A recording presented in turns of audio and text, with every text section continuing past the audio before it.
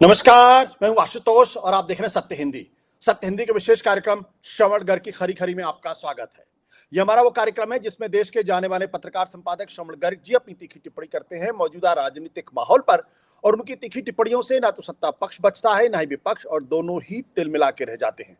आज फिर रूबरू होंगे श्रवण जी से और जानेंगे कि दरअसल इस वक्त ऑपरेशन सिंदूर खत्म होने के बाद की राजनीति क्या है और किस तरीके से वो रंग बदलती हुई दिखाई पड़ रही है। हमारे दर्शक अच्छी तरीके से जानते हैं कि पहलगाम हमले को हुए 1 महीने से ज्यादा का वक्त हो चुका है। 22 अप्रैल को हुआ था। हमारे दर्शक ये भी अच्छी तरीके से जानते हैं कि ऑपरेशन सिंदूर खत्म हुए 13 दिन हो चुके हैं।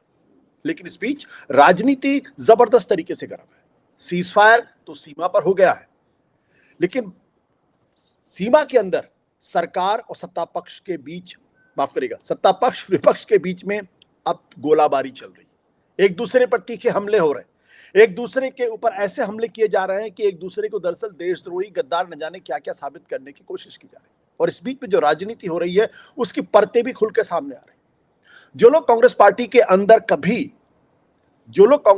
अंदर कभी बगावती माने जाते थे, जिनको ग्रुप ऑफ 23 कहा जाता था, दरअसल उन सारे लोगों को सरकार बड़ी चालाकी से अपने तरफ लाने की कोशिश कर रही है और उनको ऐसे सुशोभित कर रही है जैसे कि वही असली कांग्रेसी और असली समझदार लोग हैं। शशि थरूर, मनीष तिवारी और उसके साथ साथ आनंद शर्मा, इन तीनों को सरकार की तरफ से जो प्रतिनिधिमंडल विदेशों में गया है उसमें जगह मिली। और ये तीनों वो लोग थे जो मुखर थे, एक जमाने में कह सकते हैं कि राहुल गांधी की लीडरशिप को चैलेंज भी कर रहे थे। और इस बीच एक चीज और देखने में आई, वो ये कहां है इंडिया गठबंधन। इंडिया गठबंधन की कोई मीटिंग कहीं दिखाई नहीं पड़ी। तो माना जाए कि गोलियां तो सरहद के पार चल रही थी, लेकिन घायलों की संख्या, राजनीतिक घायलों की संख्या देश के अंदर हो रही थी। कई किले ढह रहे थे और कई मंच बिखर गए थे। जानेंगे श्रवण जी। श्रवण जी, आपका बहुत बहुत स्वागत है सर। देखिए, इस वक्त सबसे ज्यादा चर्चा जो है जी वो सिंदूर को लेकर है। ऑपरेशन सिंदूर भी नहीं है, सिंदूर है। जी जी और वो कान फिल्म समारोह से लेकर बीकानेर तक फैला हुआ है, मतलब पसरा हुआ है। जी जी लोगों को समझ में नहीं आ रहा है कि भगवा करें कि केसरिया करें कि सिंदूर करें। तो अब रगों में सिंदूर दौड़ रहा है। पर हमारी चर्चा का जो विषय है आज ऑपरेशन सिंदूर है। और पाकिस्तान के खिलाफ जो कार्रवाई हुई और 4 दिनों तक जो ऑपरेशन सिंदूर चला, वो कितना सफल हुआ या नहीं हुआ, या कितना हो सकता था, या एब्रप्ट सीज फायर से उसको कितना धक्का पहुंचा या नहीं पहुंचा, ये एक अलग चर्चा का विषय है। हम जो ऑपरेशन सिंदूर के उस राजनीतिक हमले का जिक्र करना चाहते हैं जिसका जिक्र आपने भूमिका में किया, और जो अभी की हालत में अगर देखें तो कांग्रेस और इंडिया ब्लॉक के खिलाफ पूरी तरह से सफल तरीके से देखा गया कि वो सफल हो गया। अब इस सफलता के परिणाम जो हैं, ये जो विदेश यात्राओं पर जो दल गए हैं, 7 दलों की वापसी जब होगी तब उसके बाद कांग्रेस और इंडिया ब्लॉक में प्रकट होने वाले हैं, क्योंकि ये लोग आपस में भी जब इंटरेक्ट करेंगे और देश की राजनीति पर भी बात करेंगे तो हो सकता है कई चीजें निकल कर आए। हमारी चर्चा का विषय ऑपरेशन सिंदूर इसलिए है क्योंकि गांधी परिवार के खिलाफ 2-3 साल पहले जो लोग सक्रिय रहे, काफी सक्रिय रहे, मतलब डेली बेसिस पे सक्रिय रहे, इतना सक्रिय रहे कि सोनिया गांधी जब अस्पताल में थी तब भी उनको चिट्ठी लिखी गई और राहुल गांधी काफी नाराज हुए थे। उनके शरीरों में प्राण, फिर से प्राणों का संचार हो गया है, ऐसा लग रहा है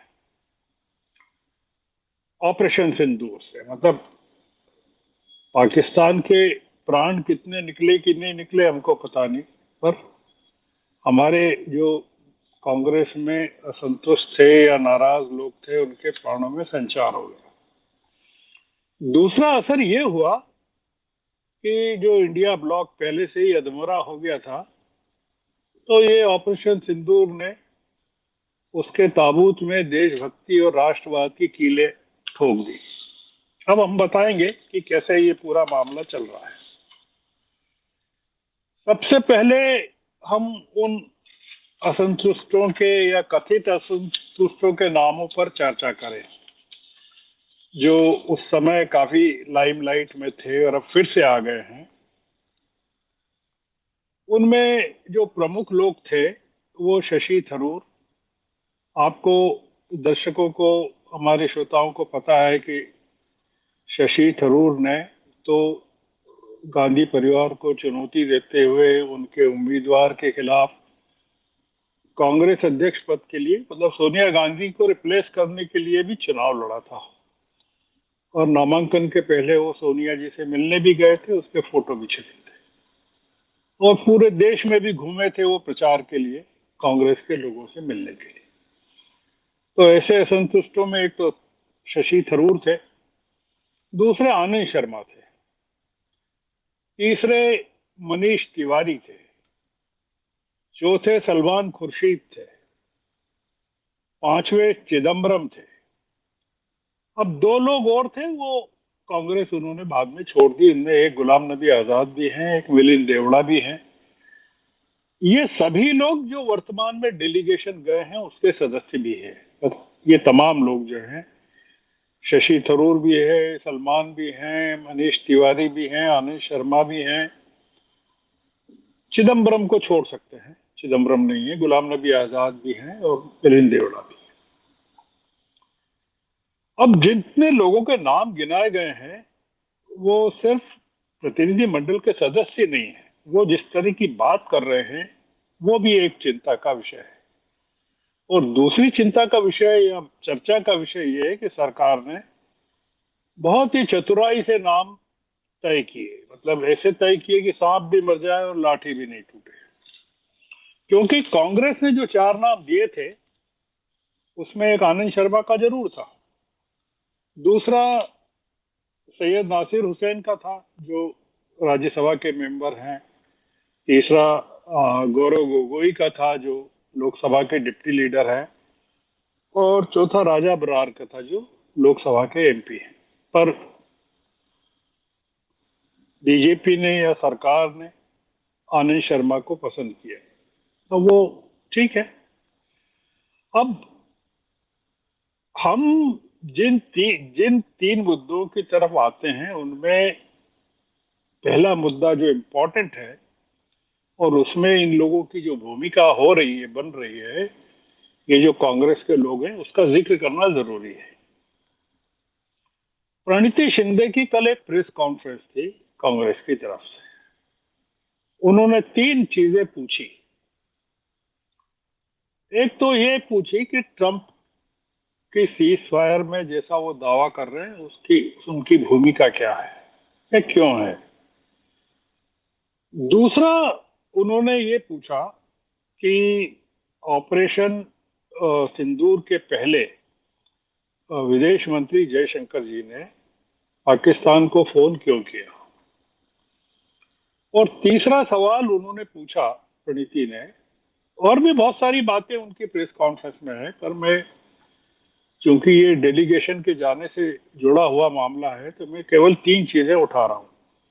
और तीसरा उन्होंने पूछा कि पहलगाम के जो 4 आतंकवादी हैं उनको महीने भर बाद भी पकड़ा क्यों नहीं जा सका। आपने भी ये मुद्दा उठाया है कि महीने भर से ज्यादा हो गया, 20 अप्रैल को वो हुआ था जो पहलगाम हुआ था, और ऑपरेशन सिंदूर को भी 13 दिन हो गए। ब्रह्मा चेलानी साहब एक बहुत बड़े स्ट्रेटेजिक थिंकर हैं और लेखक भी हैं, कमेंटेटर भी हैं। उन्होंने ये सोशल मीडिया प्लेटफॉर्म एक्स पर एक जयशंकर जी के एक इंटरव्यू को कोट किया है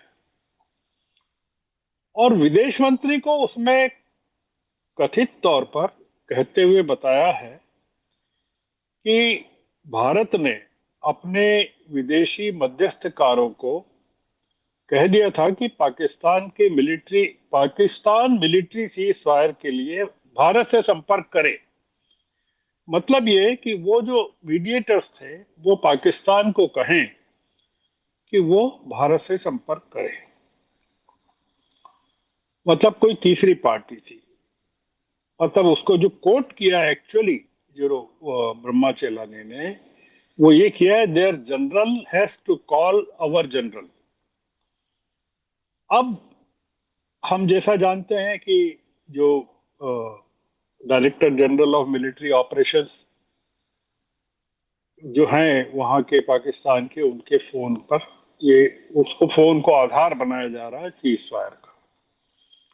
पहला मुद्दा तो ये है कि क्या वो जो मीडिएटर की बात जयशंकर कह रहे हैं डच टीवी के साथ एक इंटरव्यू में, वो कौन है? वो अमेरिका के अलावा और कौन हो सकता है? दूसरा ये कि नीदरलैंड के टीवी जर्नलिस्ट का एक video social media platform x पर है। उसमें जयशंकर से जब पूछा गया कि did you catch the terrorist of Pahalgam attack, क्या आपने पहलगाम अटैक के आतंकवादियों को गिरफ्तार कर लिया है? जयशंकर उसमें कहते हैं कि we were successful in identifying them, मतलब हमने उनकी पहचान कर ली है। अब आप उन मुद्दों पर आइए जो इस परिप्रेक्ष्य में जो मैंने आपको बताया कि कांग्रेस ने क्या मांग की, कांग्रेस क्या मुद्दे उठा रहा है, जयशंकर जी ने क्या कहा डच टीवी से इंटरव्यू में, जो कि सोशल मीडिया प्लेटफॉर्म पर उपलब्ध है। अब कांग्रेस के जो सदस्य हैं डेलीगेशंस में, जिनको हम ये भी कह रहे हैं कि वो उन नाराज लोगों में हैं जो लगातार विद्रोह करते रहे हैं और जिनके नाम प्रपोज नहीं किए गए थे, जिसमें मनीष तिवारी भी है, खुर्शीद भी है और थरूर भी है, तो और इंडिया ब्लॉक के जो लीडर्स हैं, खासकर कानिमोझी और सुप्रिया सुले, जो शरद पवार की एनसीपी की नेता हैं और वो एक डेलीगेशन की अध्यक्ष है, प्रमुख है, और वैसे ही कानिमोझी भी अध्यक्ष है। सलमान खुर्शीद कहते हैं, जो मैं कोट कर रहा हूं, सलमान खुर्शीद कह रहे हैं कि सीज फायर में बीच में कोई बिचौलिया नहीं था, there was no middle person. दोनों देशों के डीजीएमओ की बातचीत से यह जो सीज फायर है वो संपन्न हुआ। ये हमारे फॉरेन मिनिस्टर जो रहे हैं सलमान खुर्शीद पहले, वो कह रहे हैं। ये कांग्रेस की लाइन से पूरी तरह अलग है। आनंद शर्मा कहते हैं कि विश्व जनमत को पाकिस्तान का रोल बताने की दिशा में मोदी सरकार की ये पहल बहुत जरूरी और महत्वपूर्ण है। थरूर कहते हैं कि सुरक्षा मतलब टेररिज्म मतलब देश की सुरक्षा आदि के मामलों को दलगत राजनीति से ऊपर उठकर देखा जाना चाहिए। उनका मतलब ये कि ये बाई पार्टीजन मामला है, किसी एक पार्टी से जुड़ा हुआ नहीं है। और मनीष तिवारी कहते हैं कि मैं इस डेलीगेशन में भाग लेकर अपना राष्ट्रीय कर्तव्य निभा रहा हूं। अब चिदम्बरम क्या कहते हैं, जो कि पार्टी के बड़े नेता हैं और बहुत इंपॉर्टेंट नेता हैं, वो क्या कहते हैं?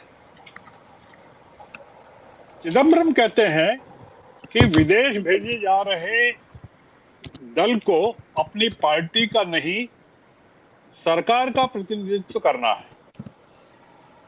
सरकार सदस्य अपनी तरफ से कुछ जोड़ घटा नहीं सकते, उन्हें वही कहना है जो सरकार चाहती है। ये चिदम्बरम कह रहे हैं। चिदम्बरम एक बात और कह रहे हैं, तो मैं इसलिए कह रहा हूं उस बात को कि वो होम मिनिस्टर रहे हैं। वो ये कहते हैं कि पहलगाम के आतंकियों को पकड़ना आसान काम नहीं है। और चिदम्बरम कहते हैं कि वो इसके लिए सरकार को गुनाहगार नहीं ठहराना चाहेंगे, वो ये सरकार की कोई गलती नहीं ढूंढना चाहेंगे। अब आइए आप इंडिया ब्लॉक की जो दो लीडर्स हैं, सुप्रिया सुले और काली मोजी। सुले का कहना है कि सभी दलों के बीच पहले से सहमति थी कि सरकार की ये जो इनिशिएटिव है उसका राजनीतिकरण नहीं करेंगे। सुले ये भी कहते हैं कि मामला राष्ट्रीय सुरक्षा का हो तो सभी दलों को मोदी जी का समर्थन करना चाहिए। कानी मोदी कहती हैं कि दुनिया को सच बताए जाने की जरूरत है, पर कुछ जो वेस्टेड इंटरेस्ट हैं या निहित स्वार्थ हैं वो अलग अलग कहानियां गढ़ने की कोशिश कर रहे हैं। ये कुल मिलाकर पूरा मामला है। इसमें जो तीन पक्ष हैं, चार पक्ष हैं, सरकार है, कांग्रेस है, विपक्ष है, डेलीगेशन के सदस्य हैं और देश की जनता है जी। अब मैं आखिरी बात पर आता हूं आशुतोष जी, कि डर इस बात का है कि कांग्रेस और इंडिया ब्लॉक के जो मेंबर्स इस डेलीगेशंस के सदस्य हैं, अगर विदेश यात्राओं पर रवाना होने के पहले इस तरह की बात कह सकते हैं, क्योंकि उनको कहने की जरूरत नहीं थी तमाम चीजों को, कि सीज फायर में कोई बीच का आदमी नहीं था या पहलगाम के आतंकियों को पकड़ा जाना मुश्किल है या राष्ट्रीय सुरक्षा के मामले में मोदी जी की मदद करना चाहिए या बाई पार्टीजन इशू है, ये किसी एक पार्टी का नहीं है, ये तमाम चीजें कही गई।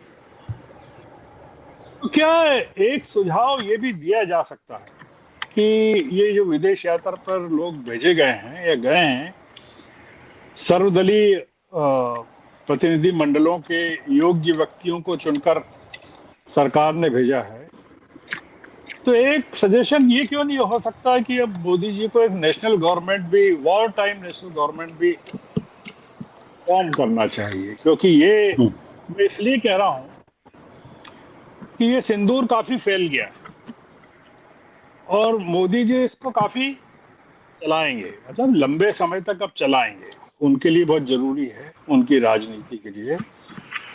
तो ये कोई खराब सुझाव नहीं है कि एक वॉर टाइम नेशनल गवर्नमेंट बने देश में, और ये जो लोग गए हैं ये काफी इस बात से सहमत दिख रहे हैं कि सरकार ने जो कहा वो किया, वो सही है, और चूंकि मामला राष्ट्रीय सुरक्षा का है इसलिए सब लोगों को मिलके पार्टी हितों से ऊपर उठकर सरकार की मदद करना चाहिए। निश्चित रूप से मेरा ऐसा मानना है कि इन दलों के लौटने के बाद कांग्रेस में कोई बहुत बड़ा भूचाल आना चाहिए।